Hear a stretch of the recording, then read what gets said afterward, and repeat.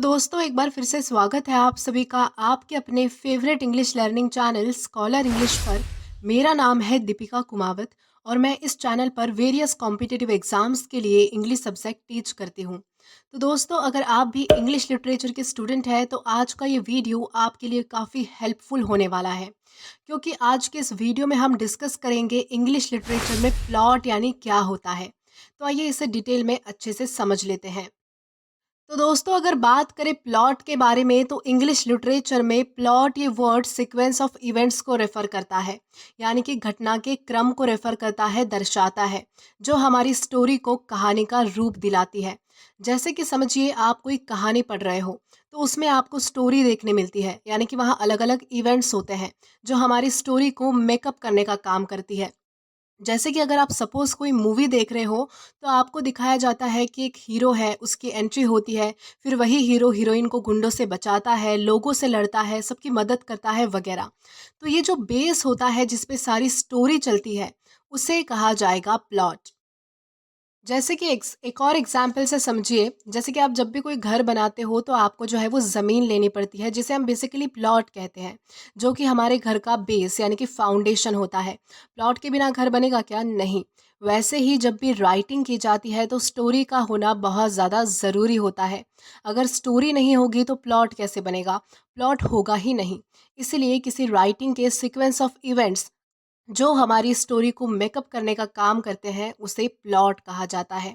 I hope आपको एक plot का ब्रीफ नॉलेज तो मिल ही गया होगा। देन इसी के साथ हम आगे बढ़ेंगे और अब हम डिस्कस करेंगे टाइप्स ऑफ प्लॉट। तो टाइप्स ऑफ प्लॉट में हमारा सबसे पहला टाइप है लीनियर प्लॉट। दोस्तों लीनियर प्लॉट बिल्कुल स्ट्रेट फॉरवर्ड होता है, यानी कि उसमें क्रोनोलॉजिकल मैनर में सीक्वेंस दर्शाए जाते हैं, जहां पर हमारी स्टोरी स्टार्टिंग से लेकर एंड तक लॉजिकल प्रोग्रेशन में चलती है, यानी कि सब कुछ लॉजिकल मैनर में होता है। तो ये तो हमने डिस्कस किया लीनियर प्लॉट। देन इसके बाद हमारा सेकेंड टाइप आता है नॉन लीनियर प्लॉट। दोस्तों नॉन लीनियर प्लॉट में स्टोरी क्रोनोलॉजिकल मैनर में नहीं चलती, यानी कि इवेंट्स आगे पीछे हो सकते हैं। इसमें बेसिकली फ्लैशबैक्स, फ्लैश फॉरवर्ड्स या फिर टाइमलाइन का डिसरप्शन होता है। ये टेक्निक बेसिकली जो है वो सस्पेंस क्रिएट करने के लिए यूज़ की जाती है।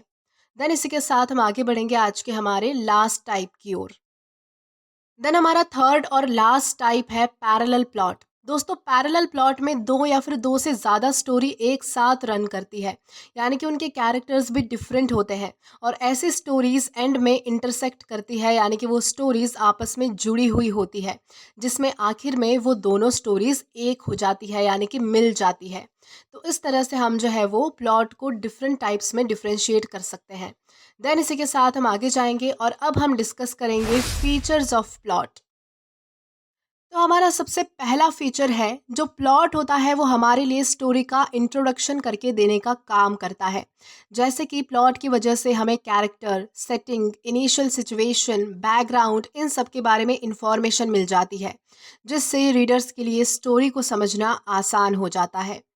पॉइंट नंबर टू, प्लॉट जो होता है वो इवेंट्स में कॉन्फ्लिक्ट एंड सस्पेंड बिल्ड करता है, जो कि क्लाइमेक्स की ओर हमें ले जाता है और स्टोरी में टेंशन क्रिएट करने का काम करता है। देन हमारा लास्ट और थर्ड पॉइंट, जो भी इवेंट्स क्लाइमेक्स के बाद शो किए जाते हैं किसी भी स्टोरी में, तो उससे क्या होता है कि स्टोरी का टेंशन जो है वो कम होने लगता है और स्टोरी रिजोल्यूशन की तरफ बढ़ती है, यानी कि एंड होने लगती है।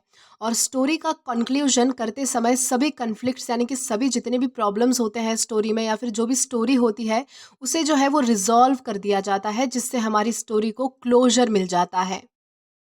तो दोस्तों ये तो हमने बात की फीचर्स ऑफ प्लॉट के बारे में।